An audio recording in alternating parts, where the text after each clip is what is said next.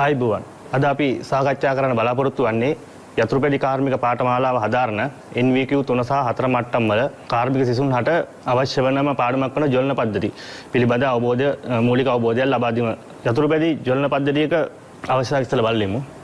මෙතෙන්දී අපි ගොඩාක් බලාපොරොත්තු වෙන්නේ යතුරුපැදි වල භාවිතා වන ජොලන පද්ධති වර්ගයි. ඒ වර්ග වලදී අපිට එන දෝෂ මේ යතුරුපැදි ක්‍රපයාර කරනකොට ඒ පිළිබඳව පද්ධතිය ගැන අනිවාර්යෙන් දැනන් ඉන්න ඕන. ඊළඟට ඒ පද්ධති වලට එන දෝෂ හඳුනගෙන ඉන්න ඕන. ගොඩාක් අපි මේ පාඩමෙන් බලාපොරොත්තු වෙන්නේ ජොලන පද්ධතිය සම්බන්ධව හඳුන්වලා දෙන්නයි මේකේ තියෙන දෝෂ. මොකද අවසාන වෙන්න ඕන මේ කාර්මිකයාට ඒ තියෙන දෝෂ ටික निराකරණය කරගන්න. අපි බලමු ඊළඟට ජොලන පද්ධතිය මොකටද අවශ්‍ය වෙන්නේ කියලා. ඇත්තටම ජොලන පද්ධතියක් අවශ්‍ය වෙන්නේ අපිට එන්ජින් එක අපේ අභ්‍යන්තර දහන එන්ජිමක දහන ආරම්භය. දැන් අපි දන්නවා ඉන්ධන ලබා දෙනවා, ඔක්සිජන් තියෙනවා. එතකොට දහන ද්‍රව්‍ය තියෙනවා, දහන පෝෂකය තියෙනවා. දහන ආරම්භයක් අවශ්‍ය වෙනවා. මොකද එන්ජින් අපේ එන්ජිමක අභ්‍යන්තර දහන එන්ජිමක ක්‍රියාකාරීත්වය සිද්ධ වෙන්නේ දහනය නිසා. එතකොට මේ දහනයට දහන ආරම්භය ලබා ගන්න තමයි අපි ඔය ජොලන පද්ධතිය කියන එක භාවිතා කරන්නේ. හරි. අපි බලමු මේ ජොලන පද්ධතිය අපේ එන්ජිමකට භාවිතා වෙන්නේ කොයි විදිහටද කියලා. අපි උදාහරණයක් විදිහට ගන්න ඉස්සෙල්ලාම 4 ස්ට්‍රෝක් එන්ජින් එකකින් අපි ලේසි. එතකොට දැන් අපිට අවශ්‍ය වාතයයි ඉන්ධනයි එන්ජින් සිලින්ඩරය තුළට ඇතුල් වෙනවා.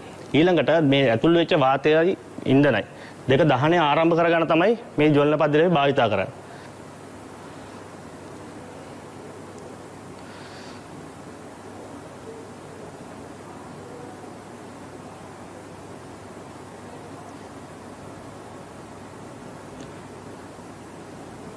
පළවෙනි පහරේදී සිදුවෙන්නේ ඉන්ධන හා වාතය එන්ජින් සිලින්ඩරය ඇතුළට ලබා ගැනීම. දෙවැනි පහරේදී සිදුවෙන්නේ ලබාගත් වාත ඉන්ධන මිශ්‍රණය සම්පීඩනය වීම. දැන් සම්පීඩනය වෙච්ච වාත ඉන්ධන මිශ්‍රණය දහනය කරන්න දහන ආරම්භය ලබා දීම තමයි අපි මේ ජොලන පද්ධතියෙන් කරන්නේ. ඒ අපි කරන්නේ පෙට්‍රල් ඉන්ධනය විතර භාවිතා කරන එන්ජිමක නම් ස්පාර්ක් ප්ලග් එක හරහා. ඔය ඒ ස්පාර්ක් එක ලබා දීම සඳහා අවශ්‍ය කරන කොටස් ඇතුළත් මුළු පද්ධතිය තමයි අපි ජොලන පද්ධතිය විදිහට හඳුනන්නේ. මෙන්න මේ ආකාරයට තමයි දහන ආරම්භය සිද්ධ වෙන්නේ. අපි බලමු දැන් අපි ජොලන පද්ධතිය කියලා අපි සිංහලෙන් කියවට අපි ඇත්තටම වැඩියෙන් භාවිත වෙන්නේ ඉග්නිෂන් සිස්ටම්. එතකොට අපි මේ ඉග්නිෂන් කියන එක ප්‍රධාන වශයෙන් කොටස් දෙකකට බෙදන්න පුළුවන්. ස්වයං ජවලනය හා පුලිංගු මගින් ජවලනය සිදු කරන. ඒ කියන්නේ self ignition උයි spark ignition. අපි ඒ වුණාට යතුරුපැදි වල භාවිතා වෙන්නේ ඉන්ධනයේ වශයෙන් පෙට්‍රල්. එතකොට පෙට්‍රල් ඉන්ධනයේ විදිය වෙන භාවිතා කරනකොට අපි පාවිච්චි කරන්නේ ඉග්නිෂන් සිස්ටම් එක විදියට මේ ස්පාර්ක් ඉග්නිෂන්. එතකොට අපි දැන් දන්නවා ඩීසල් වාහන තියෙනවා. ඩීසල් වාහනවල ස්පාර්ක් ප්ලග් එක කියන කොටස දකින්න නැහැ. ඒ ඩීසල් වගේ ඉන්ධනයක් අපි දහන ආරම්භ කරන්නේ ස්වයං ජවලනය.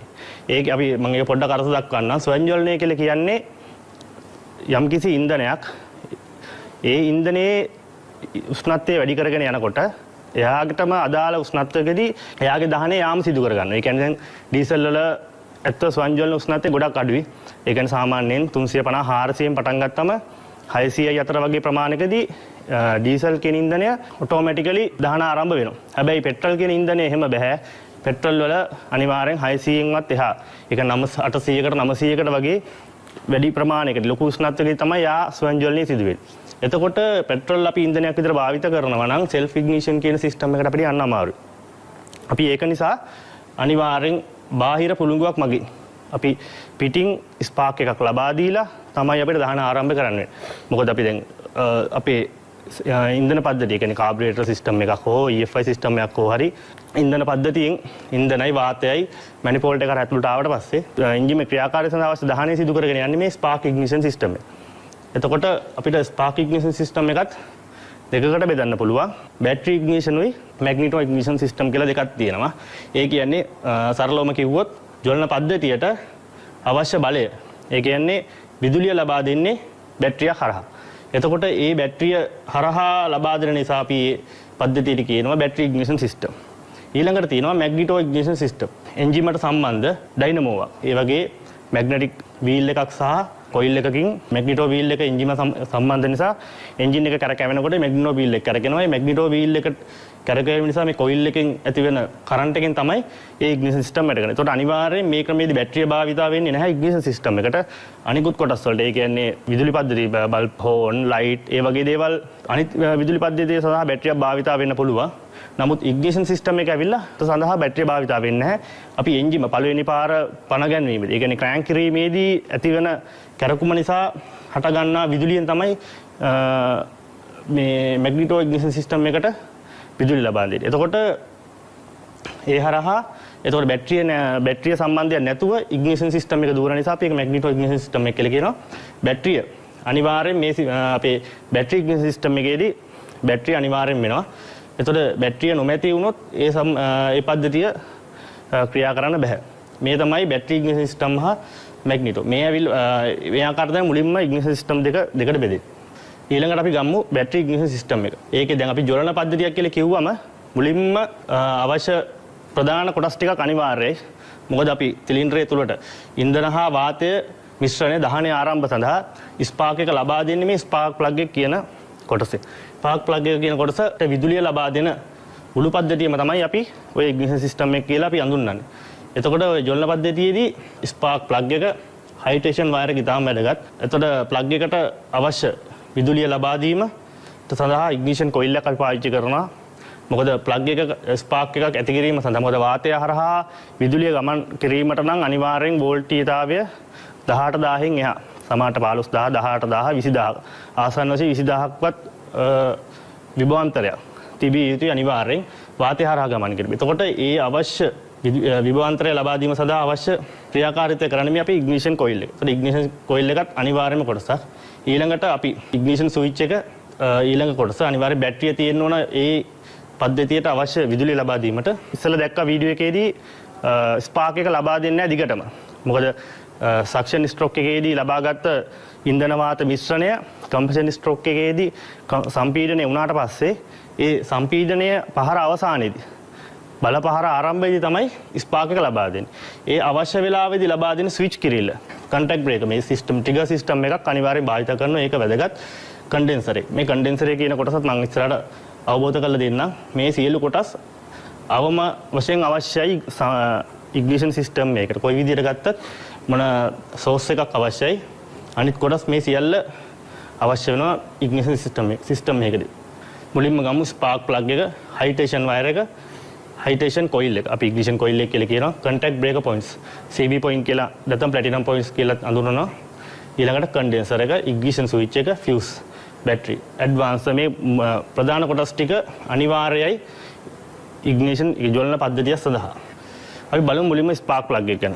ස්පාර්ක් ප්ලග් එක තමයි ගොඩාක්ම වැදගත් වෙන්නේ. මොකද දැන් ස්පාර්ක් ප්ලග් එකේ කොටසක් සම්බන්ධ වෙන්නේ එන්ජින් එකේ අභ්‍යන්තරය. ඒ කියන්නේ එන්ජින් එකේ හිස කොටසට තමයි ස්පාර්ක් ප්ලග් එක සම්බන්ධ වෙන්නේ.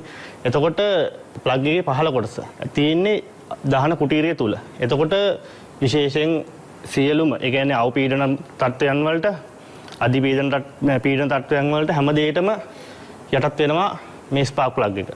එතකොට ඉහළ කොටස ප්ලග් එකේ ඒ කොටස තියෙන්නේ අවට වායු ගෝලය. ඒ කියන්නේ අපිට එන්ජින් එකෙන් එළියට පේනවා. එතකොට මේ ප්‍රධාන කොටස් ටික දැන් ස්පාර්ක් ප්ලග් එකේදී දකින්න පුළුවන් ප්‍රධාන කොටස් ටිකක් තියෙනවා. අපි මේ ටර්මිනල් එක විදිහට නම් කරලා තියෙන්නේ ස්පාර්ක් ප්ලග් එකට විදුලිය ලබා දෙන ස්ථානය. ඊළඟට අපිට දකින්න පුළුවන් ස්පාර්ක් ප්ලග් එකේ සෙරමික් වලින් තමයි තියෙන්නේ. මොකද එන්ජින් එකේ හෙඩ් එකේ අපි කියන හිස කොටසේ තිබෙන නිසා අනිවාර්යෙන් රත් වීමට ලක් වෙනවා. මොකද එතන තාපය පරිවාහකයක් විදිහට පාවිච්චි කරන දෙයක් තමයි අපිට පාවිච්චි කරන්නේ. මොකද සෙරමික් වගේ දේවල් උණු වෙන්නේ ප්‍රසාරණය වෙන්නේ ඒ වගේ දේවල් වල වර්තු දෙනවා. ඒක නිසා ස්පාර්ක් ප්ලග් එකක් අනිවාර්යයෙන් මේ සෙරමික් කොටස අපිට දකින්න තියෙනවා. අපි ප්‍රධානම කොටස් දෙක තමයි ආයි මේ සෙන්ටර් ඉලෙක්ට්‍රෝඩ් එක, සයිඩ් ඉලෙක්ට්‍රෝඩ් එක. මේ සෙන්ටර් අධි වෝල්ටීයතාවයේ ටර්මිනල් එක හරහා ඇවිල්ලා සෙන්ටර් ඉලෙක්ට්‍රෝඩ් එකෙන් සයිඩ් ඉලෙක්ට්‍රෝඩ් එකට තමයි මේ වෝල්ටීයතාව එතරදී වෙන්නේ. මේ වාතය හරහා තමයි විදුලි පැන්නීම සිද්ධ වෙන්නේ. එතකොට එතනදී ඉන්ධන වාත මිශ්‍රණය හා ගැටීමෙන් මේ ස්පාර්ක් එක ලැබුණා. මෙතනදී දහනය ආරම්භ වෙනවා. අනිවාර්යෙන් ඊළඟට මේ පොට කියන කොටස දෙනකොට හෙඩ් එකට සම්බන්ධ වීම, තදවීම සිදු වෙන්නේ මේ පොට. ඊළඟට ස්පාර්ක් ප්ලග් එකක වැදගත්ම කොටස් ටිකක් තමයි බලන්න ඕන කොටස තමයි මේ ස්පාර්ක් ප්ලග් එකේ තියෙන අංකය. මොකද අපි දැන් ස්පාර්ක් ප්ලග් එක ගැන දැනුමක් නොමැති කමින් ලොකු හානි සිද්ධ වෙනවා. ඒ කියන්නේ දැන් ස්පාර්ක් ප්ලග් එකක් වැරදි ස්පාර්ක් ප්ලග් එකක් යොදන්න පුළුවන්. එතකොට අපි ගැන අවබෝධයක් නොපැති වුණොත් දෙන ඕන ප්ලග් එකක් හොටට හරියනවා නම් හයි කරන්න පුළුවන්. එහෙම හයි කරාට පස්සේ යතුරු පැදියේ තිබිච්ච නොමැති දෝෂ පවා එන්න පුළුවන්. උදාහරණයක් විදිහට ඉන්ධන කාර්යක්ෂමතාවයට බොහෝ බලපෑමක් එල්ල කරනවා මේ වැරදි ස්පාර්ක් ප්ලග් මාරු කිරීමේදී. අනිවාර්යෙන් ස්පාර්ක් ප්ලග් එක ඒ යතුරු පැදිය සඳහා නිෂ්පාදකයා නියමිත කරන ලද ස්පාර්ක් ප්ලග් එක යොදන්න ඕනේ. ඒ සඳහා අනිවාර්යෙන් වැදගත් වෙනවා මේ ස්පාර්ක් ප්ලග් එකේ අංකය. ඒ කියන්නේ ප්ලග් එකේ කෝඩ් එක. ඒ කෝඩ් එක ඉතා වැදගත්. මොකද ඒක සඳහන් වෙනවා පොට පිළිබඳ සඳහන් වෙනවා රෙසිස්ටරයක් ප්ලග් එකේ අන්තර්ගත වෙනවද නැද්ද කියලා සඳහන් වෙනවා. මේ ගැප් එක පිළිබඳ අදාළ වෙනවා. ප්ලග් එකේ වර්ගය කොහොමද ඒ කියන්නේ මොන සමහරක් විදුලි ඉග්නිෂන් සිස්ටම් අනුවත් මේ ප්ලග් වෙනස් වෙනවා. මොකද රෙසිස්ටර් වෙන ප්ලග් තියෙනවා. ඒක නැති ප්ලග් එකක් එතනට යෙදුවොත් වෙන ප්‍රශ්නයක් එන්න පුළුවන්. ඒ වගේ නිෂ්පාදකයා සඳහන් කරන ලද නිවැරදි ප්ලග් එකම තෝරා ගැනීම ඉතාම වැදගත්. මොකද ඉන්ධන කාර්යක්ෂමතාවයට මේ ස්පාර්ක් එක ගොඩාක් දුරට බලපාන. මොකද ස්පාර්ක් එක හොඳට ස්ට්‍රෝං තියෙනවා කියන්නේ ශක්තිමත් තියෙනවා කියන්නේ අපිට ඉන්ධන කාර්යක්ෂමතාව ගොඩක් වැඩි කරගන්න පුළුවන්. ඔය වැරදි ප්ලග් එකක් දැම්මම ඇත්තටම වෙන්නේ ඒ ඉන්ධන කාර්යක්ෂමතාව ගොඩක් අඩු වෙනවා. ඒතකොට ඊට අමතරව එන්ජින් එකේ අපි කියන්නේ බලය. අපි ගොඩාක්ම වැදගත් දෙයක් තමයි එන්ජින් එකේ බලය. නිපදවන බලය අඩු වෙන්න පුළුවන්. ඊළඟට ආයි අපිට බලපාන තව ප්‍රශ්නයක් තමයි වායු දූෂණය. ඒ කියන්නේ හරියට ඇතුලේ කම්බක්ෂන් එක සිදු වුනේ නැත්නම් අතුරු ප්‍රතිඵලයක් විදිහට තමයි පිටාර වායුවේ අපි කියන්නේ සමතුලිතතාවය නැහැ. ඒ කියන්නේ පිටාර වායුවේදී විස වායු පිට වෙන්න පුළුවන්. ඒකට ඉන්ධන හරියට දහනය වෙන්නේ නැහැ. ඉතින් ඒ වගේ කාර්යයන් වලදී ගොඩාක් වැදගත් වෙන මේ ස්පාර්ක් ප්ලග් එකේ කෝඩ් එක. ඒ කියන්නේ අනුමත නම් කරන්නේ කොහොමත් මේ ප්ලග් එකේ කෝඩ් එක බලලා. මොකද ඒක හැමදේම ඒකට අදාළව ඒක පරීක්ෂණ කරලා හැමදේටම අදාළව තමයි ස්පාර්ක් ප්ලග් එකේ තීරණය කරලා තියෙන්නේ. ඊළඟට බලමු ප්ලග් එක මොනවද බලන්න ඕන වැදගත් කාරණා කියලා. ප්ලග් එකේ ගැප් එක. මේ සඳහන් වෙන්නේ ප්ලග් එකේ ගැප් එකයි බලන ස්ථාන දෙක. සයිඩ් සෙන්ටර් ඉලෙක්ට්‍රෝඩ් එක හා සයිඩ් ඉලෙක්ට්‍රෝඩ් එක අතර තියෙන ගැප් එක. ඇත්තටම ප්ලග් එකකින් අපි ඉග්නිෂන් සිස්ටම් එක අනුව ගොඩාක් දුරට වෙනස් වෙනවා. සමහරක් යතුරු පැදිවල 175 සිට මිලිමීටරය දක්වා ඒ වගේ ප්‍රමාණයන් වල ඒක ප්ලග් එක අනුව. ඒ ගැප් එක සමහර ප්ලග් කෝඩ්ස් වල අග අකුරෙන් කියවෙනවා මේ ගැප් එක කොච්චරද තියෙන්න ඕන කියලා.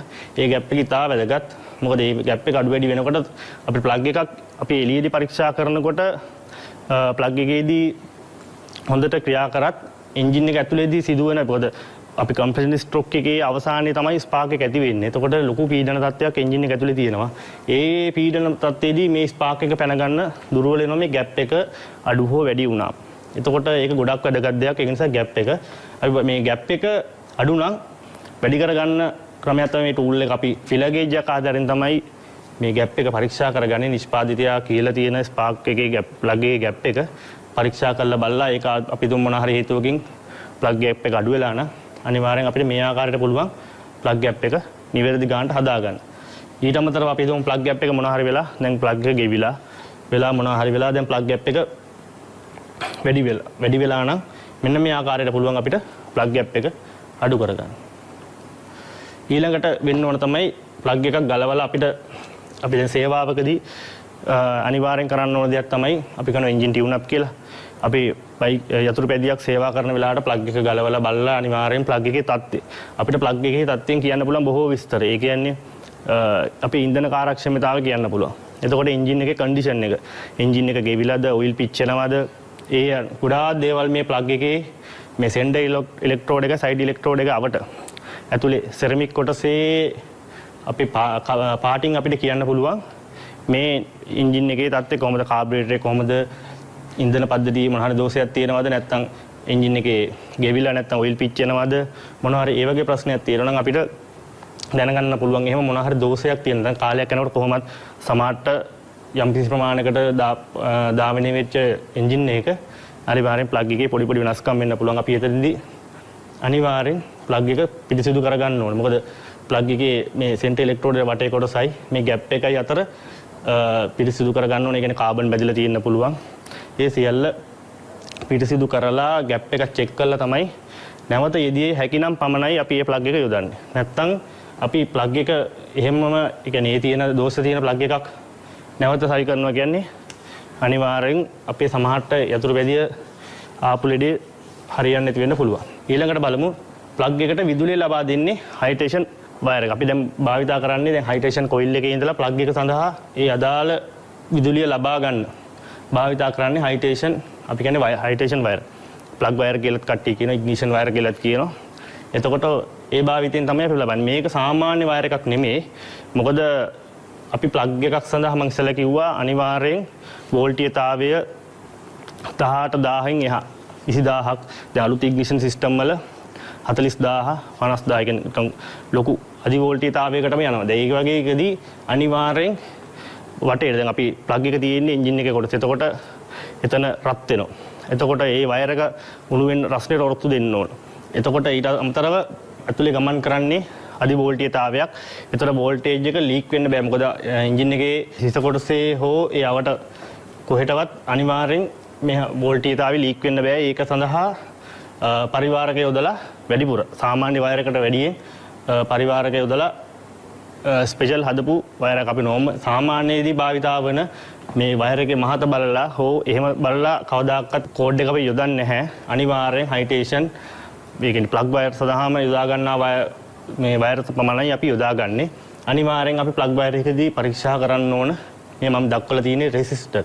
ඒ ප්ලග් වයර් එකේ ඒ යම්කිසි දිගකට අදාළව අපි ගොඩාක් වෙලාට මේ යතුරුපැදියක් හරි ජොලන පද්ධතියේ හෝ කුමන කොටසක් අලුත් එළියාව කරත් අපි අනිවාර්යෙන් මේවා සේවා පොත් ඒ කියන්නේ මැනුවල් එකක් අපි පාවිච්චි කරනවා. මේ මැනුවල් එකේ තියෙනවා මේ වයර් එකේ දිග සඳහා අදාළ ප්‍රතිරෝධක. එතකොට මේ ප්‍රතිරෝධයේ ඒ සමගම මේකේ පරීක්ෂා කරන්න ඕන කොටස්.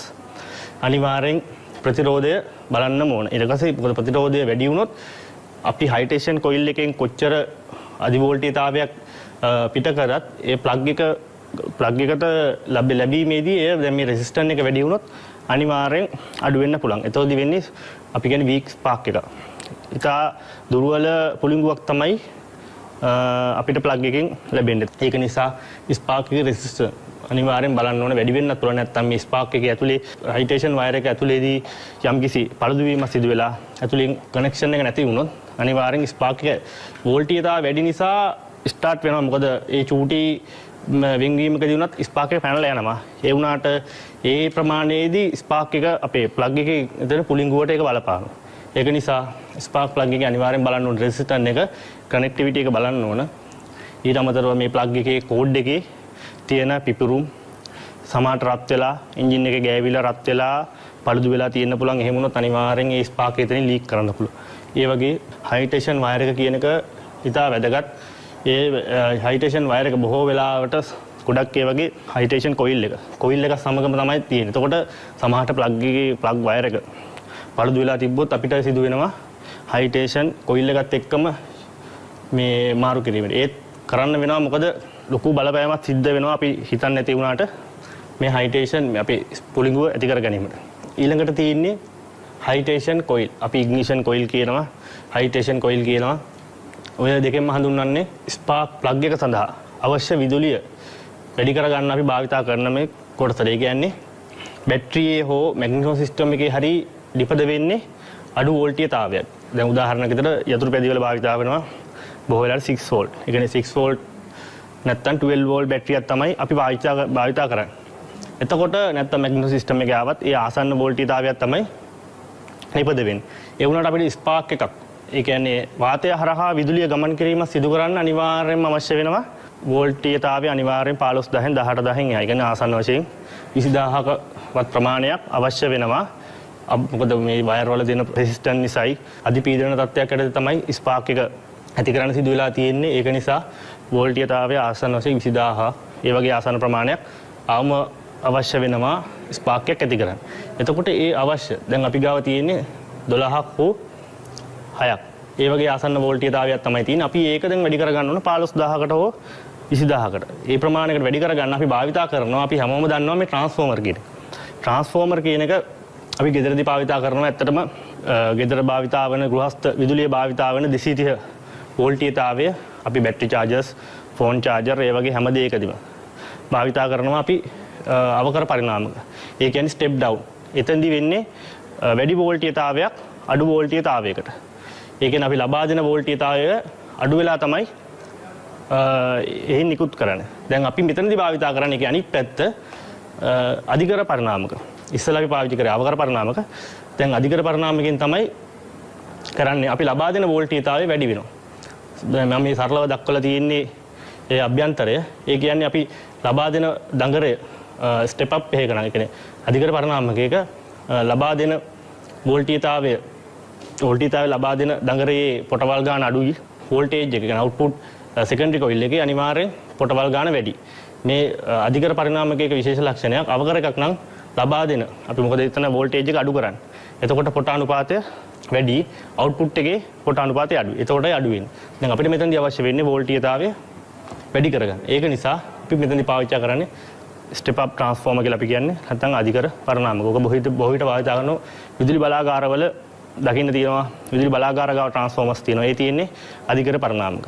එහිදී වෝල්ටීයතාවය 33000 60000 වගේ ලොකු වෝල්ටීයතාවයකට වැඩි කරලා ඇවිල්ලා ආයි අපිට අවශ්‍ය තැන්වලදී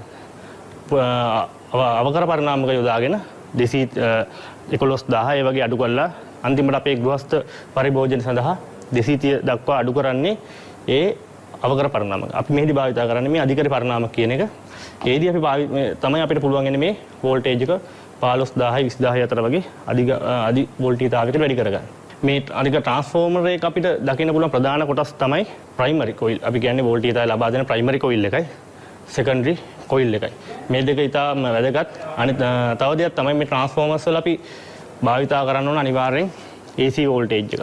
මොකද ට්‍රාන්ස්ෆෝමර් එක ක්‍රියාකාරීත්වය සිදු වෙන්නේ ප්‍රයිමරි කොයිල් එකට ලැබෙන වෝල්ටේජ් කරන්ට් එක නිසා, ගමන් කරන ධාරාව නිසා ඒ ඇති වෙන චුම්බක ක්ෂේත්‍ර කැපෙනවා සෙකන්ඩරි කොයිල් එකේ සෙකන්ඩරි වයින්ඩින් එක හරහා. එතකොට මේ චුම්බක බල රේඛා කැපීම නිසා තමයි මේ සෙකන්ඩරි කොයිල් එක හරහා වෝල්ටීයතාවයන් නිපදවෙන්නේ. එතකොට ඒ සඳහා අනිවාර්යෙන් වැදගත් වෙනවා ACද. මොකද අපි කියන්නේ ප්‍රත්‍යාවර්ත ධාරාවේදී නිතරම ධාරාව ගමන් කරන දිශාව වෙනස් වෙනවා. එක වෙලා කියන්නේ මුලින්ම එක පැත්තකට ගමන් කරනවා ඊළඟ පාර අනිත් පැත්තට ගමන් කරනවා. එතකොට වෙන්නේ චුම්බක බල රේඛා කැපෙනවා දෙපැත්තට වෙනස් වෙනවා. ඒ වෙනස් වීම තුළ තමයි වෝල්ටීයතාවයක් ඇති වෙන්නේ.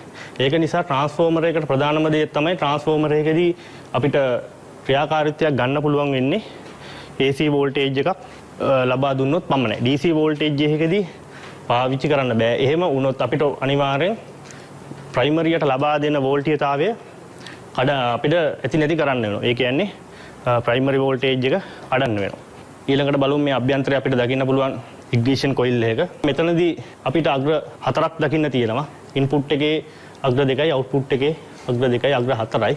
අපි ඉග්නිෂන් කොයිල් එකකදී භාවිත වෙන්නේ අග්‍ර 3යි. ඒකට වෙලා තියෙන්නේ ප්‍රයිමරියේ එක අග්‍රයකුයි සෙකන්ඩරි එක අග්‍රයකුයි එකට සම්බන්ධ කරලා තමයි අපි නෙගටිව් එක විදිහට අරගෙන තියෙන්නේ. මේ ප්‍රයිමරි කොයිල් එකේ ටර්මිනල් එකේ පොසිටිව් එක මේ නෙගටිව් ටර්මිනල් එක. එතකොට ප්‍රයිමරියේ නෙගටිව් එකයි මේ එක අග්‍රයකුයි සෙකන්ඩරි එක අග්‍රයකුයි එකට සම්බන්ධ කරලා තමයි තියෙන්නේ. මේ ආකාරයට තමයි හයි ටෙන්ෂන් කොයිල් එකක් නිර්මාණය වෙලා තියෙන්නේ. ඊළඟට අපිට අධ්‍යයනය කරන්න තියෙන්නේ contact breaker points. අපි කියනවා මේක කෙටි කරලා CB point කියනවා. නැත්තම් යතුරු පැදිවලදී ගොඩාක් වෙලාවට අපි සේවා ස්ථානවලදී වර්ක්ෂොප් වලදී අපි භාවිතා කරන තව නමක් තමයි platinum point කියලා. ඒ platinum point කියලා දක්වන්න හේතුවක් තමයි මේ ස්පර්ශක වල මෙතන ස්පාර්ක් එකක් ඇති වෙනවා. ස්පාර්ක් එක නිසා ගෙවීම අවම කරන්න ප්ලැටිනම් ලෝහයේ යම් කිසි ප්‍රමාණයක් ආලේප කරලා තියෙනවා. ඒ නිසා ගොඩක් වෙලාවට අපි ප්ලැටිනම් පොයින්ට් එක කියලා බොහෝ වෙලාවට ඇත්තටම යතුරු පැදිවල මේ කොටස අපි මිලදී ගන්න ගියත් ඇත්තටම ඉල්ලන්නේ ප්ලැටිනම් පොයින්ට් එක කියලා. ඇත්ත හරිනම CB point නැත්නම් contact breaker points. අපි කෙටි කරලා තමයි CB point කියලා කියන්නේ. මම මුලින්ම කිව්වා ට්‍රාන්ස්ෆෝමර් එක වෝල්ටීයතාවය. ට්‍රාන්ස්ෆෝමර් එක ක්‍රියා කරන්න වෝල්ටීයතාවය වැඩි කරන්න හරි අඩු කරන්න හරි ඒට ලබා දෙන්න ඕන AC වෝල්ටේජ් එක. ඒ හේතුව තමයි මොකද ප්‍රත්‍යාවර්ත ධාරාවේදී නිතරම ධාරාව ගමන් කරන දිශාව වෙනස් වෙනවා. එතකොට අපි ඒ ගමන් කරන වේගයේ වෙනස් වීම තමයි අපි හර්ට්ස් වලින් කියන්නේ සංඛ්‍යාති කියන්නේ. ඒ නිතර අපි ධාරාව ගමන් කරන දිශාව වෙනස් වෙන වේගය. එතකොට ඒ වෙනස් වීමත් එක්ක තමයි සෙකන්ඩරි තුලින් වෝල්ටීයතාවයක් නිපද වෙන්නේ. එතකොට ජොලන පද්ධතිය භාවිතා වෙන්නේ අනිවාර්යෙන් බැටරිය තියෙන්නේ සරල ධාරාවක්. එතකොට සරල ධාරාවේදී ගමන් කරන්නේ ධාරාව එක දිශාවකට පමණයි. එතකොට ට්‍රාන්ස්ෆෝමර් එකකදී එතනදී විදුලි සැපයීමක් ලබා දුන්නා කියලා අපිට අවශ්‍ය කාර්ය සිදු කරගන්න බෑ. අනිවාර්යෙන් එක්කෝ ප්‍රත්‍යාවර්ත ධාරාවක් ලබා දෙනවා නැත්නම් සරල ධාරාවක් ලබා දෙනවා නම් අනිවාර්යෙන් ඒ ධාරාව ඇති නැති කරන්න ඕන. මොකද ට්‍රාන්ස්ෆෝමර් එක ක්‍රියා කරන්නේ විද්‍යුත් චුම්බක බල රේඛා ඇතිවීම හා නැතිවීම. එය මූල ධර්මය කරගෙන තමයි ට්‍රාන්ස්ෆෝමර් එක නැත්නම් පරිණාමයක ක්‍රියා කරන්නේ. එතනදී අනිවාර්යෙන් අත්‍යවශ්‍ය කොටසක් තමයි වෙන්න ඕන දෙයක් තමයි මේ ධාරාව ඇති නැතිවීම. ඒ සිදු කිරීම සඳහා තමයි මේ අපි contact breaker point. එතකොට මම මුලින්ම සඳහන් කරපර වීඩියෝ එකේදී පෙන්නවා අපි ස්පාක් එක ලබා දෙන්න ඕන චූසන පහර. දී ලබා ගන්නා ඉන්ධන වායු මිශ්‍රණය සම්පීඩන පහර අවසානයේ. සම්පීඩන පහර අවසානයේ බල පහර පටන් ගන්න. ඒ කියන්නේ සම්පීඩන පහරේ අන්තිම හරි. ඒ කියන්නේ අපි කියන්නේ පිස්ටන් එක මුදුන් සීමාවට එන්න මොහොතකට කලින්. එතකොට ඒ ලබා දෙන ස්ථානේ තීරණය වෙන්නේ මේ contact breaker point. මොකද ස්විච් කිරිල්ල අපි කරන්නේ මොකද අපි පද්ධතිය ස්විච් කරන අවස්ථා දෙකයි තියෙන්නේ. එක්කෝ ignition switch එකේ අපි යතුරු පෙදිය නවත්තන්න හෝ පණ ගන්නවන්න අපි භාවිත කරන ignition switch එක ඒක අපි පාවිච්චි කරන්නේ අපි පණ ගැන්වීමට හෝ නැවැත්වීමේදී පමණයි. ඊළඟට මේ සර්කිට් එකේදී අපි ධාරාව අපිට පාලනය කරන්න පුළුවන් ක්‍රම තමයි මේ contact breaker points. මෙතනදිත් වෙන්නේ ධාරාව විදුලි සැපයුම ඇති නැතිවීම. එතකොට වෙන්නේ අපි බැටරි සිස්ටම් එකේදී නම් අනිවාර්යෙන් ignition switch එකට අපි පාලනය කරන්නේ බැටරියේ ඒ කියන්නේ අපි පද්ධතියේ ධනාග්‍රය. එතකොට ඍණාග්‍රය ට්‍රාන්ස්ෆෝමර් එක ලබා දෙන අපි ඍණාග්‍රය අපි තමයි අපි මේ contact break point සරහා කඩන්නේ. ඒ කියන්නේ මේ earth එක අපි කියන්නේ සාරලව මේ earth එක. ඒ කියන්නේ point එක කරහා coil එකට ලැබෙන earth එක ඇති නැති වීම. එතකොට මේක ස්විච් වුණා වෙන්නේ අපි හරියටම අර මම ඉස්සෙල්ලා කිව්වා වගේ ස්පාක් එක දෙන්න ඕන තැනදී. ඊළඟට මේ පොයින්ට් එකේදී වැදගත් දෙයක් තියෙනවා. මේ පොයින්ට් එක තමයි අපි ඇඩ්ජස්ට්මන්ට් එකක් විදිහට තියෙන ප්‍රධාන තැන.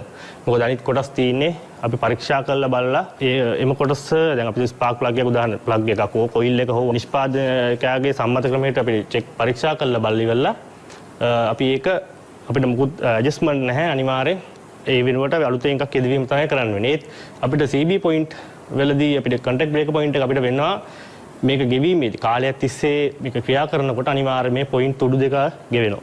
එතකොට මේ ગેප් එක වැඩි වෙනවා. අපිට මේක ඇඩ්ජස්ට් කරගන්න පුළුවන්. මේ දැන් මේකේ රූපේ සටහන හැටියට නම් මෙතන මේ ඇනේ බුරුල් කරලා අපිට මෙතනින් මේකේ ગેප් එක අඩු වැඩි කරගන්න පුළුවන්. ඒ සමගම මේ පොයින්ට් දැන් රීප්ලේස් කරන්න වෙන්නේ ගෙවිලා නම් ගොඩක්. ඒ කියන්නේ අපිට මේක ඇඩ්ජස්ට් කරලා ඒ පොයින්ට් එක ગેප් එක ගන්න බැර නම් අනිවාර්යෙන් රීප්ලේස් කරනවා. ඊට අමතරව මේ පොයින්ට් එක හරියටම හැඩි මේ පොයින්ට් තුඩු දෙක ඇද වෙලා කියන්නේ කෙලින් නැතුව මේ හරියට ඒ වර්ගඵලය සම්බන්ධ වුණේ නැත්නම් ඒ નિયમિત ධාරාව ගමන් කරන්නේ නැහැ. ඒක නිසා පොයින්ට් එකේ එතන ස්පර්ශක තුඩු ගෙවිලා නම් අනිවාර්යෙන් මාරු කරනවා නැත්නම් ඒ ප්‍රමාණය අපිට ඇඩ්ජස්ට් කරලා ගන්න පුළුවන්. බ්‍රේක පොයින්ට් එක කියන්නේ තාම වැදගත් කොටස. පොයින්ට්ස් පිලිස්සලා හරි ගෙවීමකට හරි සිදු වෙලා තියෙනවා නම් අනිවාර්යෙන් ඒ කොටස අපි රීප්ලේස් කරන්න ඕන. අපි ගොඩක් වෙලාවට දැන් ඔය ગેප් එක අපි පරීක්ෂා කරන්නේ නිෂ්පාදන සම්මතය දීලා තියෙනවා මේ මොඩල් එකේ මේ තරම් ગેප් එකක් තියෙනවා. අනිවාර්යෙන් අපි කරන්න ඕන තව දෙයක් තමයි මේ ગેප් එක. අනිවාර්යෙන් දැන් අපි මේ කෑම් ෂාෆ්ට් එක අපි කියන්නේ මේ කොටසට කෑම් ෂාෆ්ට් එක මේ කොටස තමයි එන්ජින් එක කරකිනකොට භ්‍රමණය වෙන්නේ. එතකොට මේ කෑම් නෝස් දැන් මේ කොටස නම් ඇතට සිලින්ඩර් 4ක එන්ජින් එකක. එතකොට මේක වටයක් කරකිනකොට මේ පොයින්ට් එක 4 පාරක් ඈත් වීම ලඟ වීම සිද්ධ වෙනවා. ඊළඟට තියෙන ප්‍රධාන කොටස තමයි මේ කන්ඩෙන්සර් එක. කැපැසිටර් කියලා හඳුන්වනවා. හැබැයි මේකෙදී අපි ඔය විදිහේ වර්ග දෙකක් තියෙනවා. අපි දැන් සාමාන්‍යයෙන් අපේ ජොලන පද්ධතියේදී භාවිතා කරන්නේ AC කන්ඩෙන්සර් එක. තව දකින්න තියෙනවා සර්කිට්ස් වල එහෙම භාවිතා කරනවා සරල ධාරා. ඒකෙදී අනිවාර්යෙන් ධන ඍණ කියලා අග්‍ර දෙකක් වෙනම දකින්න තියෙනවා. නමුත් මේ ජොලන පද්ධතියේදී පරිපථයට සම්බන්ධ කරන මේ කන්ඩෙන්සර් එක අපි AC කන්ඩෙන්සර් එක පාවිච්චි කරන්නේ. මේදී තමයි ප්‍රධාන කොටසක් වෙනවා. අර contact breaker points වගේම මේ හයිටේෂන් එක නිපදවන්න. ගොඩක් විශාලම කාර්යයක් කරන කොටස තමයි මේ කන්ඩෙන්සර් එක. ඒ කියන්නේ අපි මේ කන්ඩෙන්සර් එක නැති වුණොත් ඇත්තටම කිව්වොත් මේ ජොලන පද්ධතියේදී නිසි ක්‍රියාකාරීත්වය සිදු වෙන්නේ නැහැ. අපි සාමාන්‍ය සර්කිට් එකක දක්වන ආකාරය තමයි මේ කන්ඩෙන්සර් එක මම මේ දක්වලා තියෙන්නේ අපි පරිපථවල මේ සංකේතය. අපි මේ ඇත්තම කන්ඩෙන්සර් එක ස්වභාවය තමයි මම මේ රූප සටහනෙන් පෙන්වලා තියෙන්නේ. මේ රූප සටහනෙන් අපි බලමු කොහොමද මේ පරිපථයේදී මේ contact breaker points උයි කන්ඩෙන්සර් එකේ ක්‍රියාකාරීත්වය. දැන් මුලින්ම අපි ගමු බැටරිය. ධනාග්‍රයේ සිට මේ ignition switch එක අපි යතුරු switch එක කියලා හඳුන්වන්නේ. ignition switch එක. ඊළඟට යතුරු switch එක කරා තමයි අපි ignition coil එකට අදාළ ධනාග්‍රය සැපයුම ලැබෙන්නේ. අපි ඊළඟට බලමු ඍණාග්‍රය. ඍණාග්‍රය මේක දැන් බැටරි ඍණාග්‍රය බොඩි ග්‍රවුන්ඩ් කරලා තියෙන්නේ. අපි බොඩි ග්‍රවුන්ඩ් එකෙන් අරගෙන CB පොයින්ට් එක හරහා තමයි ගිහිල්ලා තියෙන්නේ ඉග්නිෂන් කොයිල් එකට අවශ්‍ය ඍණ සැපයුම්. එතකොට ඒත් එක්කම ඊට සමාන්තරගතව තමයි සම්බන්ධ කරලා තියෙන්නේ මේ CB පොයින්ට් එකට අපි කන්ඩෙන්සර් එක කියන කොටස. එතකොට මුලින්ම කන්ටැක්ට් බ්‍රේකර් පොයින්ට්ස් ලං වෙලා තියෙන වෙලාවට මේ ප්‍රයිමරි කොයිල් එකට අවශ්‍ය විදුලි සැපයුම ලැබෙනවා. ඊළඟට ඒ වෙදි පරිපථය සම්පූර්ණ වෙන්නේ CB පොයින්ට් එක කරා තමයි ග්‍රවුන්ඩ් බීම සිදු වෙන්නේ. ඊළඟ රූපසටහනෙන් අපිට බලන්න පුළුවන් CB පොයින්ට් ඈත් වෙනවා. දැන් අපි අදාළ මංගවි ස්පාර්ක් එක ලැබෙන්න ඕන ස්ථානයක් තියෙනවා. ඒ ස්ථානයේ සිදු වෙන්නේ මේ CB පොයින්ට් ඈත් වීම. ඒ ඈත් වීමේදී ඍණාග්‍රයට අදාළ සැපයුම විසන්ධි වෙනවා.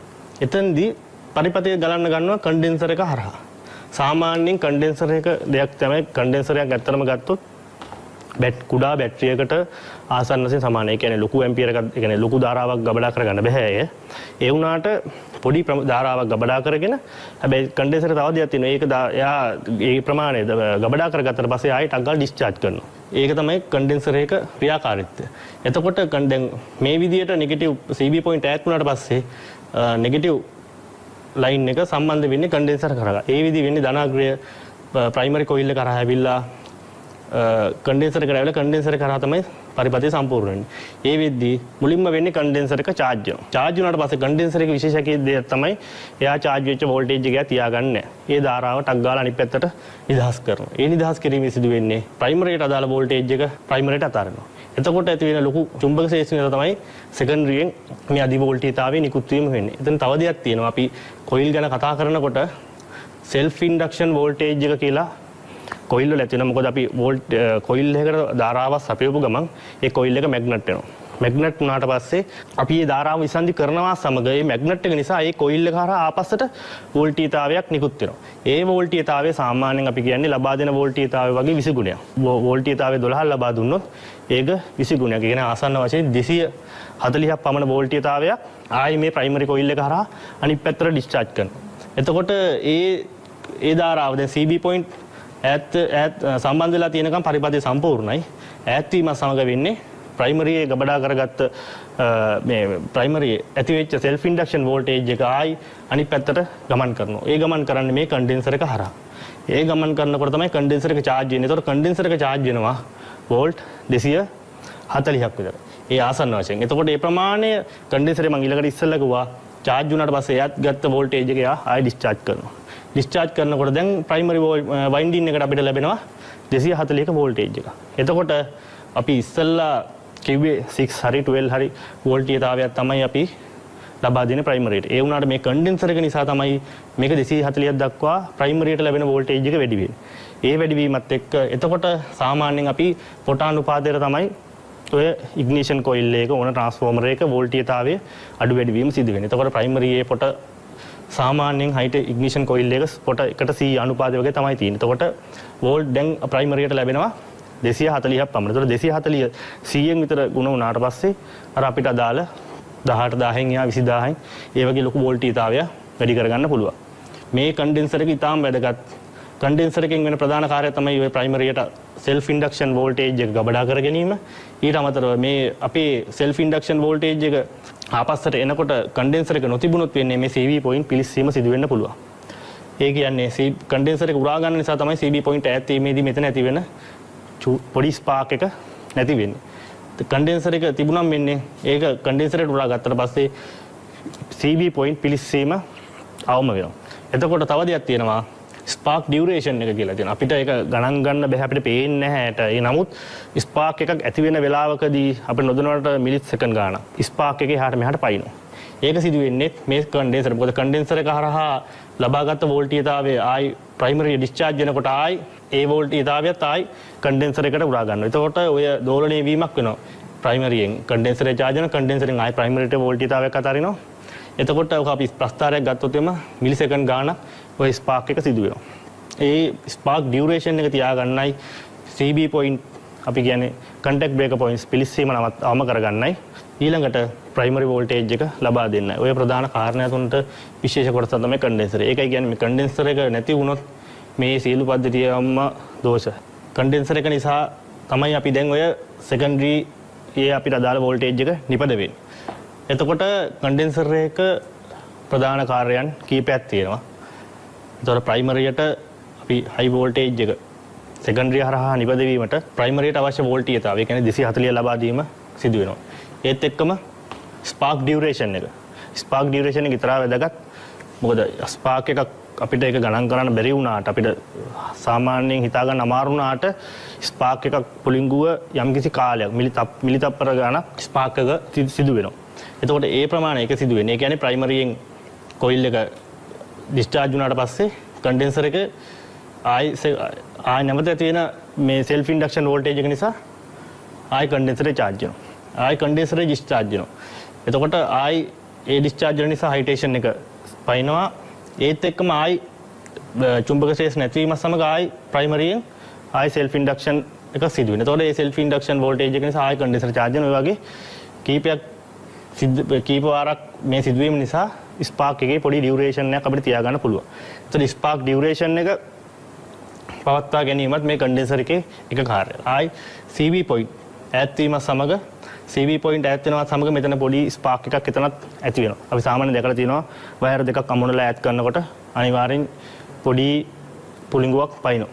එතකොට ඒ වගේ මේ ස්පාර්ක් එක මෙතන මේකට යම්කිසි ධාරාවක් ගමන් කරන මේ පොයින්ට් එක හරහා එතකොට ඒ ධාරාව නැති වෙනවා සමගම මෙතන ස්පාර්ක් එකක් ඇති වෙනවා. එතකොට ඒ ස්පාර්ක් එක අඩු වෙනවා මේ කන්ඩෙන්සර් එක. මොකද ස්පාර්ක් එක ඇති වෙනකොටම ඇති වෙන වෝල්ටීයතාවය සෙල්ෆ් ඉන්ඩක්ෂන් වෝල්ටේජ් එක තමයි ස්පාර්ක් එක ඇති වෙන්නේ. ඒක උරා ගන්නවා කන්ඩෙන්සරේට. එතකොට CB පොයින්ට් ආරක්ෂා වීම සිදු වෙනවා. එතකොට ස්පාර්ක් ඩියුරේෂන් එකයි CB පොයින්ට් පිළිස්සීම අවම කිරීමයි සෙල්ෆ් ඉන්ඩක්ෂන් වෝල්ටේජ් එක උරා ගැනීම යන කාරණා කීපයම සිදු වෙනවා මේ කන්ඩෙන්සර් එක හරහා. කන්ඩෙන්සර් එක කියන්නේ ඒ තරමට මේ ඉග්නිෂන් පද්ධතියකට අත්‍යවශ්‍යම කොටසක්. හැබැයි යොදනකොටත් අපිට ඒ අදාළ කන්ඩෙන්සර් යොදන්න ඕන. අපිට අවශ්‍ය ප්‍රමාණය හිතුමනාපේ යොදන්න බෑ. බොහෝ වෙලාවට එක මගේන් යුතුව කන්ඩෙන්සර් තමයි පාවිච්චි කරන්නේ. ඒතර කන්ඩෙන්සර් එක කියන එක ගොඩක් වැදගත් දෙයක්. මොකද සර්කිට් එකම වැඩ කරන්නේ මේ කන්ඩෙන්සර් එකේ ක්‍රියාකාරීත්වය බොහෝ දුරට බලපාන. ඊළඟට තියෙනවා අපිට මේ පරිපථය පාලනය කරන්න. CB පොයින්ට් හරහා පාලනය වෙන්නේ එන්ජින් එක. ඒ කියන්නේ ස්පාර්ක් ටයිමින්. ඔය ටයිමින් කියන එක ඇති වෙන්නේ මේ CB පොයින්ට් ඈත් වීම සමග. එතකොට ඒ ස්පාර්ක් ටයිමින් කියන එක ඇති වෙන්නේ CB පොයින්ට් එකෙන්. එතකොට අපිට අවශ්‍ය වෙද යතුරු පැදියේ හෝ එන්ජිම නවත්ත ගන්න. හරි පණ ගන්නවන්න හරි අවශ්‍ය විදිහ අපිට පාලනය කරගන්න. තියෙන ක්‍රමයක් තමයි ඉග්නිෂන් ස්විච් එක. ඒ කියන්නේ පරිපථය අපිට පාලනය කරන්න ප්‍රධාන පාලකය තමයි මේ ඉග්නිෂන් ස්විච් එක. එතකොට මේ ස්විච් එක හරහා තමයි මේ ධාරාව පද්ධතියට ලැබෙන්නේ. ඒ කියන්නේ අපි ගොඩාක් කලට කන්ට්‍රෝල් කරන්නේ පොසිටිව් ලයින් එක. බැටරි කොයිල් සිස්ටම් එකකට නම් කොයිල් එකට සැපේන ධනාග්‍රය. අපි ඉහත රූපයේ දැක්කා ධනාග්‍රයේ සිට දැනෙන ධාරාව ඉග්නිෂන් ස්විච් එක කරා තමයි කොයිල් එකේ ධනාග්‍රයට සම්බන්ධ වෙන්නේ. එතකොට මේ ස්විච් එක ඕෆ් කරොත් අපිට ධනාග්‍රය ලැබීම විසන්ධි වෙනවා. එතකොට පද්ධතියම ක්‍රියා විරහිතයි. ඊළඟට මේ තියෙන්නේ අපි ඔය බැටරි කොයිල් ඉග්නිෂන් සිස්ටම් එකේ තියෙන ඉග්නිෂන් ස්විච් එක. ඊළඟට අපිට මේ ප්‍රධාන වශයෙන් ඉග්නිෂන් ස්විච් වර්ග දෙකක් තියෙනවා. මම තාම ඉස්සරහට පැහැදිලි වෙන්නම් මේ ආකාරයෙන්. මොකද මැග්නිටෝ සිස්ටම් එකේදී ක්‍රියාකාරීත්වය ගොඩක් වෙනස්. එහිදී වෙන්නේ කොයිල් එකට සැපේන වෝල්ටීය මේ ධාරාව ග්‍රවුන්ඩ් කිරිලා.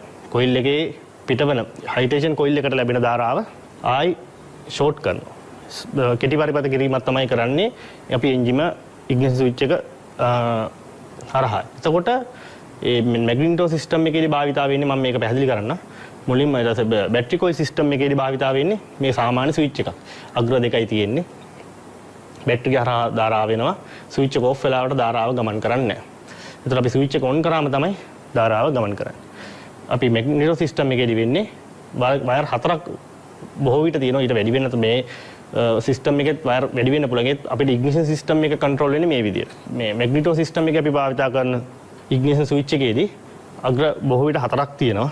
අනිවාර්යෙන් හතරක්වත් අවම තියෙන්න ඕන. එතකොට ඒ කියන්නේ බැටරි සිස්ටම් එකෙන් අපි යතුරු දැම්මම තමයි අනිත් තන සිග්නල් ලයිට් හෝන් ඒ කොටස් වැඩ කරන්නේ යතුරු දැම්මට පස්සේ. එතකොට ඒ කියන්නේ ඒ කොටස වෙනම බැටරි පද්ධතිය වැඩ කරන්නේ සර්කිට් එක වැඩ කරන්නේ ඒ ස්විච් එක. ඒ කියන්නේ එතකොට ස්විච් දෙකක් වෙනවා. බැටරි පද්ධතිය වෙනම තියෙනවා. ඉග්නිෂන් සිස්ටම් එක වෙනම තියෙනවා. එතකොට මේ එකම ස්විච් එකෙන් ක්‍රියා කරලා ඇතුලේ ස්විච් දෙකක් වෙනවා. එතකොට අපි ඕෆ් වෙලාවේදී ඉග්නිෂන් අපිට ඒ වෙලාවට අනිත් දේවල් වැඩ කරන්නේ නැහැ. ලයිට් අරවම මොනවත් වැඩ කරන්නේ නැහැ. ඒක නිසා බැටරි පද්ධතිය ඕෆ්. හැබැයි මේ මම කියවනේ කොයිල් එකේ හයිටේෂන් කොයිල් එකට ලැබෙන වෝල්ටේජතාවය තමයි ධාරාව තමයි ග්‍රවුන්ඩ් කරන්නේ. ඒ ග්‍රවුන්ඩ් කිරීමේදී මොකද යතුර ෂෝට් කරලා තියෙන්නේ. එතකොට මේ ඕෆ් අවස්ථාව. ඔන්න එකේදී වෙන්නේ බැටරි ලයින් එක සම්බන්ධ වෙලා තියෙන්නේ. මේක මේ වෙලාවට ක්ලෝස්.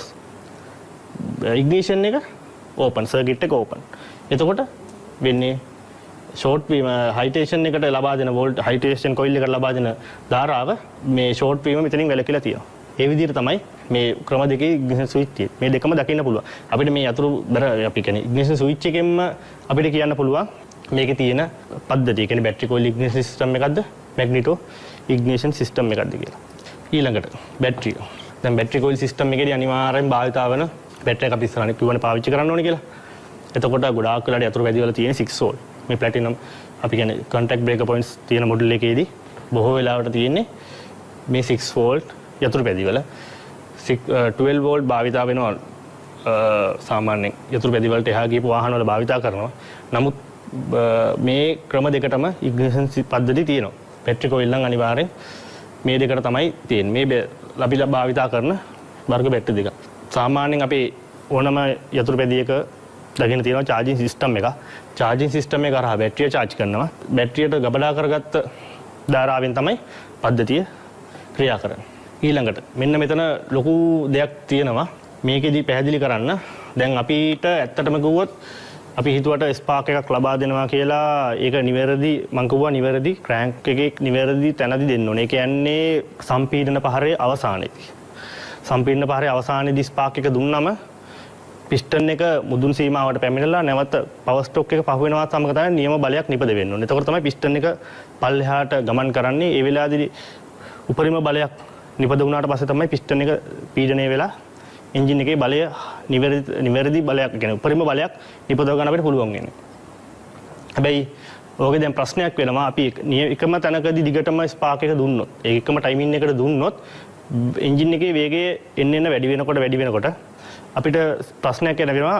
මොකද සාමාන්‍යයෙන් අපිට ගණන් කරේ නොහැකි වුණාට ඔය ස්පාක් ඩියුරේෂන් එක වගේමයි දහනය සඳහා යම්කිසි කාලයක් යනවා. කොහොමත් අපි එන්ජින් එකේ වේගය වැඩි කරා කියලා අපිට දහනයටන කාලය අඩු වීමක් සිදු වෙන්නේ නැහැ. හැබැයි පිස්ටන් එක මුදුන් සීමාවේ තියෙන කාලය අඩු වෙනවා. එතකොට අපි කොහොම හරි පිස්ටන් එක මුදුන් සීමාවේදී ඒ අදාළ තැනදී නිවැරදි බලය ඇති කර ගන්න නම් මොකද වේගය වැඩි වෙනකොට අපි ස්පාක් එක හරි පරණ විදිහටම දුන්නොත් පිස්ටන් එක ආපස්සට ගිහිල්ලා ඒ කියන්නේ පවර් ස්ට්‍රෝක් එකේ ටික දුරක් ගිහිල්ලා තමයි නිවැරදි බලයක් ඇති වෙන්නේ. එතකොට අපිට බලය හානි වෙනවා. අපි ඒක නිසා එන්ජින් එකේ වේගය වැඩි වෙන්න ස්පාක් එක පොඩ්ඩක් කලින් දෙන්න ඕන. අපි කියන්නේ ඒකට ඉග්නිෂන් ඇඩ්වාන්ස් වෙනවා කියලා. ඇඩ්වාන්ස් කරනවා. එතකොට අපි දැන් යතුරු පැදිවල අපි එහෙම ඇඩ්වාන්ස් රීස්ටාර්ට් කරන්න අමාරුයි. ඒ වුණාට ඔටෝමැටිකලි ඇඩ්වාන්ස්ර් යුනිට් එකක් අපිට ඒකට තියෙනවා. ඒ කියන්නේ වේගය වැඩි වීමත් සමගම යාන්ත්‍රිකව මේ ඇඩ්වාන්ස්ර් යුනිට් එකෙන් ඉග්නිෂන් එක ඇඩ්වාන්ස් වෙනවා. ටයිමින් ඇඩ්වාන්ස් වෙනවා.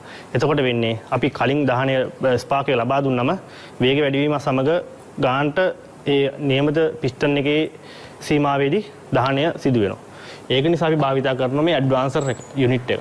එතකොට මේ ඇඩ්වාන්සර් යුනිට් එකේදී ප්‍රධාන කොටස් තියෙනවා මේ ස්ප්‍රින්ග්ස් තියෙනවා ෆ්ලයි වේට්ස් තියෙනවා. අපි කියන්නේ මේකට සෙන්ට්‍රිෆියුගල් ඇඩ්වාන්සර් කියලා.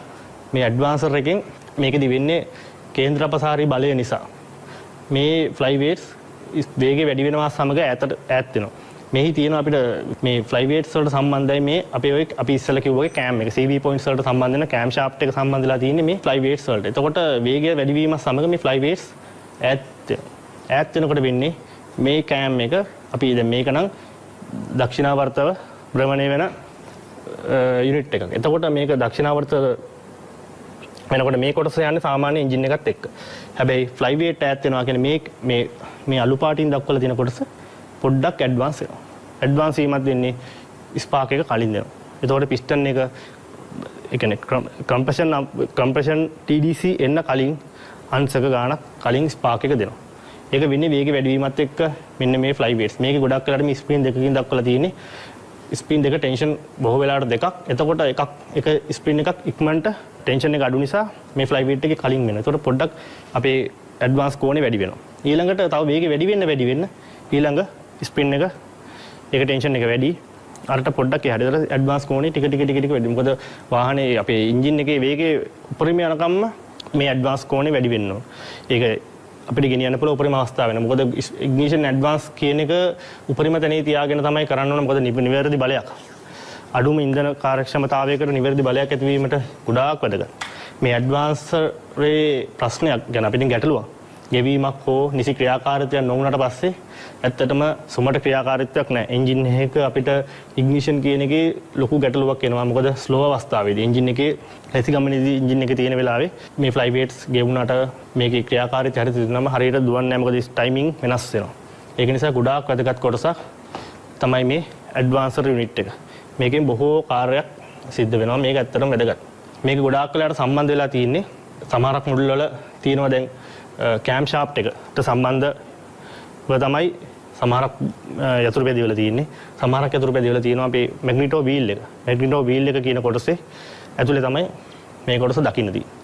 එතකොට හැබැයි දෙයක් තියෙනවා මැග්නිටෝ වීල් එක ඇතුලේ තියෙන ක්‍රමයේදී ස්පාක් එකක් හැම වටේ මොකද ක්‍රෑන්ක් එක කරකිනවා හැම එන්ජින් එක වටයක් කරකිනවා ක්‍රෑන්ක් එකත් ඒ කරකින නිසා ස්පාක් එකක් හැම වටේකම සිද්ධ වෙනවා. ඒ අපේ ඕවර්ලැප් එකේදී අපි කියන්නේ වෑල් දෙකම විවෘත අවස්ථාවේදී ඕවර්ලැප් TDC එකේදී ස්පාක් එකක් ඇති වුණාට කාර්යයක් සිදු වෙන්නේ නැහැ. මොකද බලයන් නිපද වෙන්නේ නැහැ. ඒ වෙලාවේ වෑල් දෙකම විවෘත නිසා ආයෙත් ඊළඟටපත් වෙනවා කම්ප්‍රෙෂන් TDC වලදී.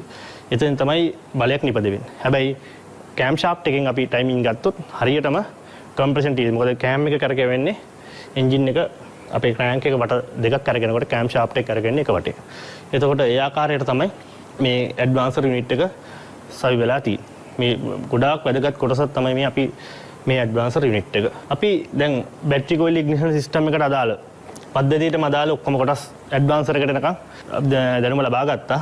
දැන් ඊළඟට බැටරි කොයිල් ඉග්නිෂන් සිස්ටම් එකේම ආයි තියෙන දේ තමයි යතුරු පැදිවල විශේෂයෙන් ගොඩක් ධාරිතාවය අඩු යතුරු පැදිවල විශේෂයෙන්ම භාවිතා වෙන්නේ මේ මැග්නිටෝ ඉග්නිෂන් සිස්ටම් එක. ඊළඟට තියෙන්නේ ඒ පිළිබඳ දැනුම ලබා ගන්න. අපි බලමු මේකේ කොටස් මම කිව්වා ඒකේ මුලින්ම බැටරියක්.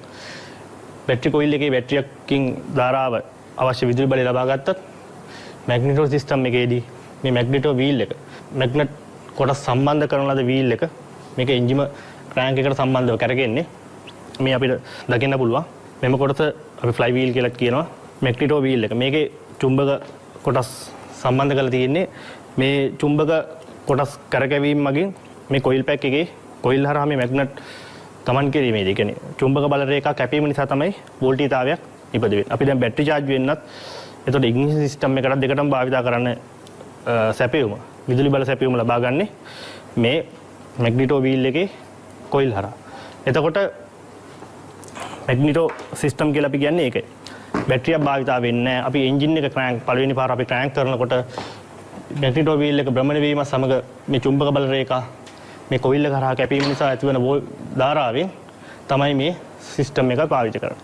මම මෙතෙන්දී කතා කරා විශේෂ කරුණක් මේ ඉග්නිෂන් කොයිල් එක සිදුවන්නේ හයිටේෂන් කොයිල් එකට යන පාත් එක ලයින් එක බොඩි ග්‍රවුන්ඩ් කරනවා. එතකොට මේ කොයිල් එකේ නිපදවන ධාරාව ඉග්නිෂන් කොයිල් එක කරා තමයි පරිපථය සම්පූර්ණ වෙන්නේ. අපි ඉග්නිෂන් ස්විච් එක ඕෆ් කරනදී අර කලින් රූප සටහනේ දැක්කා වගේ මෙතන අපි ස්විච් එක ඕෆ් කරනවා කියලා කියන්නේ කෙලින්ම ෂෝට් කරනවා. එතකොට අපිට පුළුවන් වෙන්නේ හයිටේෂන් කොයිල් එකට යන්නේ නැතුව ඒ ධාරාව මේ විදිහට පරිපථය සම්පූර්ණ කරගන්න. එතකොට වෙන්නේ ඉග්නිෂන් අපි කට් ඔෆ් වෙනවා. ඊළඟට මේදිත් අර කොටස් ටිකම අදාළ වෙනවා. වෙනසකට තියෙන්නේ සෝස් එක අපි විදුලි බල සැපයුම මැග්නිටෝ වීල් එක හරහා තමයි ලබා ගන්න. ඒදිත් වීල් එක ඇතුලේ මාර වගේ මේ මොනියම් ක්‍රමයකට තිබ්බත් මේ විදිහට තමයි හෝ කෑම් ෂාෆ්ට් එක හරහා තමයි CB පොයින්ට් ක්‍රියා කරන්නේ. CB පොයින්ට් හරහා තෝස් කොයිල් එකෙන් නිපදවන ධාරාව CB පොයින්ට් වලටත් සම්බන්ධව තමයි යන්නේ හයිටේෂන් කොයිල් එකට. එතකොට අපි අර වගේම තමයි මෙහිදී CB පොයින්ට් සම්බන්ධ වෙලා තියෙන්නේ අනිත් පහරවල් වලදී. හැබැයි අපිට අවශ්‍ය තැනදී මෙතනදී සිදු වෙන්නේ කෑම් ෂාෆ්ට් එක CB පොයින්ට් වල මේ සම්බන්ධ වීමෙන් CB පොයින්ට් ඈත් වෙනවා. ඒදී වෙන්නේ දැන් කොයිල් එකෙන් නිපද වෙන ධාරාව මුලින්ම CB පොයින්ට් හරහා භූගත වෙනවා. ඊළඟට CB පොයින්ට් ඈත් වීම සමග ඒ ධාරාව යනවා කෙලින්ම කන්ඩෙන්සරයට. ඊළඟට කන්ඩෙන්සර් එක අර මම කලින් කිව්වා වගේම මුලින්ම සිදු වෙන්නේ කන්ඩෙන්සර් එක charge වෙනවා. කන්ඩෙන්සර් එක හරහා තමයි මේ පරිපථය සම්පූර්ණයෙන් සිදු වෙන්නේ. හැබැයි කන්ඩෙන්සර් එක දිහත් එයා ධාරාව ලබා ගත්තට පස්සේ එයාගේ ධාරාව එයා තියාගෙන ඉන්නේ එයා ඩිස්චාර්ජ් කරනවා. ඩිස්චාර්ජ් වෙද්දී ඒක කෙලීම යන්නේ හයිටේෂන් කොයිල් එක කරා. එතකොට මෙයා ගබඩා කරගත්ත ධාරාව කෙලීම ගේ ප්‍රයිමරි කොයිල් එකට නිදහස් කරනවා. ඒ නිදහස් කිරීම තුලින් තමයි හයිටේෂන් එකක් අපිට ඒ කියන්නේ අධිවෝල්ටීතාවයක් ඇති වෙන්නේ. එහිදී මේකෙදි සරලයි. හැබැයි මේ ගොඩක් කුඩා යතුරු පැදිවල භාවිතා වෙනවා. මොකද බැටරිය නැතුව. දැන් මේ වගේ ඉග්නිෂන් සිස්ටම් එකක් තියෙනකොට අනිවාර්යෙන් බැටරිය අනිවාර්යයෙන්ම නැහැ. ස්ටාර්ට් අපේ එන්ජින් එක අපේ ඉග්නිෂන් පද්ධතිය ක්‍රියා කිරීම සඳහා. මොකද බැටරිය නැතුව වුණත් මේක දුවන්න පුළුවන්. මොකද ලයි ගොඩාක් සැහැල්ලු යතුරු පැදිවල මොකද වියදමවම කරගන්න කුඩා බැටරිය. මොකද ඒතර බැටරියෙන් ක්‍රියා කරන්නේ සිග්නල් ලයිට්, හෝන් ඒ වගේ බ්‍රේක් ලයිට්. ඒතර ඒකේ අපේ මූලික අවශ්‍ය ටික විතරයි. ඉග්නිෂන් පද්ධතියට අවශ්‍ය ධාරාව ඔක්කොම මේ මැග්නටෝ වීල් එක කරා තමයි අපි ඒකයි මැග්නටෝ සිස්ටම් කියලා මේකට කියන්නේ. ඒතර මෙහි ප්‍රධාන කොටස් තියෙන්නේ සෝස් කොයිල් එක තියෙනවා. CB පොයින්ට් අර වගේම තියෙනවා. ඇඩ්වාන්ස් යුනිට් එකත් මේ කොටසටම තමයි සම්බන්ධ වෙලා තියෙන්නේ. ඊළඟට හයිටේෂන් කොයිල් එකක් තියෙනවා. හැබැයි මේ ගොඩාක් වෙලාට අපි මේ වාදිත ගන්නේ අපි කියන්නේ මේ සිස්ටම් එකේදී විදුලි පද්ධතිය ගොඩක් වෙලාට 6 වෝල්ට් බොහෝ වෙලාවට වෙනස් වීම තියෙන්නත් පුළුවන්. ඒ වුණාට ගොඩක් දැන් පරණ දැන් නවීන යතුරු පැදි වල නැහැ. මේ පරණ සිස්ටම් වල ගොඩක් තියෙනවා. ඒ කියන්නේ වියදම අඩුයි. බැටරියට යන වියදම අඩුයි. එතකොට ඒ වගේම සිස්ටම් එකත් හරි සරලයි. මේ ගොඩාක්ම සරල ක්‍රමයක් තමයි මේකේ තියෙන්නේ. ගොඩක් යතුරු පැදි වල මේක තියෙනවා. ඊළඟට මේ කොටස් තමයි කැම් නෝස් එක අපි කියන්නේ ටයිමින් CB පොයින්ට් එක කරා සම්බන්ධ වෙන ඇඩ්වාන්ස් යුනිට් එකත් ඒ කොටස ඇතුළෙම තමයි තියෙන්නේ. එතකොට අපිට මේ දකින්න පුළුවන් මේ අපි කන්ටැක්ට් බ්‍රේකර් පොයින්ට්ස් ඇතුලේ සම්බන්ධ වෙලා තියෙන මේ විදිහට තමයි සවි වෙලා තියෙන්නේ. එතකොට මේ කැම් නෝස් එක මේ ඇතුලෙන් යනකොට මේ පොයින්ට්ස් ඈත් වීම සිද්ධ වෙනවා. මේ කොයිල් පැක් එකේ දෙකක් තියෙනවා. අනිවාර්යෙන් බැටරි චාර්ජින් වලට හරි LED ලයිට් වලට ඒ වගේ පරිපථය සඳහා විදුලි පරිපථය සඳහා වෙනම කොයිල් එකකුයි අපේ ඉග්නිෂන් සිස්ටම් එකට වෙනම සෝස් කොයිල් වෙනම අනිවාර්යෙන් තියෙනවා. එතකොට මැග්නටෝ සිස්ටම් එක අර බැටරි කොයිල් සිස්ටම් එක තරම් සංකීර්ණයි. මොකද හැබැයි ක්‍රියාකාරීත්වයන් කන්ටැක්ට් බ්‍රේකර් පොයින්ට්ස් ඒ ආකාරයටම ක්‍රියා කරනවා. කන්ඩෙන්සරේ ක්‍රියාකාරීත්වය බොහෝ දුරට ඒ ආකාරයටම තමයි ඒතර බැටරි කොයිල් එකේම තරම් සංකීර්ණ නැහැ. ගොඩක් වෙනස්කම් තියෙන්නේ මේ බැටරිය වෙනුවට සෝස් කොයිල් එක තිබීමයි ඉග්නිෂන් ස්විච් එකේ වෙනසයි. මේ දෙකෙන් විතරයි බොහෝ අනිත් නැත්නම් අර බැටරි කොයිල් ඉග්නිෂන් සිස්ටම් එකේදී high tension coil plug high tension wire ඒ අදාළ කොටස් සියල්ලම බොහෝ දුරට සමානයි. ඒත් එක්කම දැන්ට ගොඩක් මේ ක්‍රම දැන් මේ කන්ටැක්ට් බ්‍රේකර් පොයින්ට්ස් තියෙන අපි දෙකම කතා කරේ කන්ටැක්ට් බ්‍රේකර් පොයින්ට්ස් තියෙන ඉග්නිෂන් සිස්ටම් දෙකක්. දැන් මේ දෙකම කාලයක් යනකොට මේ ගැටලුවක් තියෙනවා. මේ දැන් ගෙවි යන කොටස් වැඩි ඇඩ්ජස්ට්මන්ට් වැඩි. ඒක නිසා මේ කොටස් දැන් අලුත් යතුරු පැදිවල භාවිතයෙන් මේවා දැන් ටික ටික අයින් වෙලා දැන් මීට වඩා අලුත් ක්‍රම ඉලෙක්ට්‍රොනික ඉග්නිෂන් ක්‍රම දකින්න දැන් ලැබිලා තියෙනවා. මේක අර මූලිකව යතුරු පැදිවල තාමත් අපිට නඩත්තුව සඳහා පැමිණෙන යතුරු පැදිවල තාමත් මේ පරණ කන්ටැක්ට් බ්‍රේකර් පොයින්ට්ස් සහිත කන්වර්ෂනල් ඉග්නිෂන් සිස්ටම් තියෙන නිසා අනිවාර්යෙන් මේ පිළිබඳ මූලික දැනුම. මොකද මේ දැනුම හරහා තමයි මේකගේ අඩුපාඩු තමයි අලුත් ඉග්නිෂන් සිස්ටම් වල ලැබිලා තියෙන්නේ. ඒක නිසා මේ පිළිබඳ දැනුම ලබා ගන්න අනිවාර්යෙන් අත්‍යවශ්‍යම වෙනවා. අපි දැන් මෙච්චරලා කතා කරේ යතුරු පැදිවල භාවිතා වන සම්මත. ඒ කියන්නේ කන්වර්ෂනල් ඉග්නිෂන් සිස්ටම්. ඒ කියන්නේ CB පොයින්ට් සහිත ඉග්නිෂන් සිස්ටම්. වර්ග දෙකක් බැටරි කොයිල් ඉග්නිෂන් උයි මැග්නටෝ ඉග්නිෂන් සිස්ටම් උයි. ඒතකොට ඒ අදාළ කොටස් ඒ සියලු කොටස් වල ක්‍රියාකාරීත්වයන් පිළිබඳ දැනුමක් ලබා ගත්තා. ඊළඟට අපි ඊළඟ පාඩමේදී නැවත හම්බෙමු ඉලෙක්ට්‍රොනික ඉග්නිෂන් සහ ඒ සම්බන්ධ කොටස් කොහොමද වැඩ කරන්නේ, ඒකේ මොනවාද තියෙන ඇඩ්වාන්ස් ස්ටේජස්, ඒ වගේ සියලු දේවල් පිළිබඳව අපිට කතා කරන්න පුළුවන්. අපි කන්වර්ෂනල් ඉග්නිෂන් සිස්ටම් එක මම හිතනවා හැමදෙනාටම යම්කිසි දැනුමක් ලැබුණා කියලා. අපි නැවත ඉලෙක්ට්‍රොනික ඉග්නිෂන් සිස්ටම් සමග නැවත හම්බෙමු. ආයුබෝවන්.